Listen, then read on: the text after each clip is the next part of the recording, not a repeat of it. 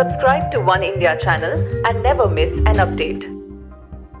China has announced that it will allow couples in the country to have up to 3 children. This marked the end of a strict 2-child policy. State media outlet Xinhua said the change in policy was approved by President Xi Jinping in a Politburo meeting. This comes after a once-in-a-decade census that showed that China's population grew at its slowest pace in decades.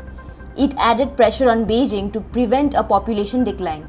Also, a reduced rate of birth can result in more old people than young. That would mean a lack of sufficient able-bodied workers, a lack of youth to support the elderlies, and increased demand for health and social care. China's census, released earlier this month, showed that around 12 million babies were born last year. This is a significant decrease from the 18 million in 2016 and the lowest number of births recorded since the 1960s.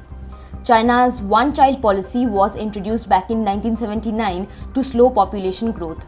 Families that violated the rules faced fines, loss of employment, and sometimes forced abortions. In 2016, the government ended its stringent one-child policy and allowed couples to have 2 children. But it failed to invert the country's falling birth rate despite a 2-year increase immediately afterwards. But the introduction of the policy change has not entirely resonated with the Chinese population. On social media, Chinese people seemed less than excited about the new measures. It reflects the changing attitudes of many young urban Chinese towards childbirth. Therefore, it is unclear how big an impact the new policy will realistically have. On the other hand, some experts pointed out the huge disparity between city dwellers and rural people.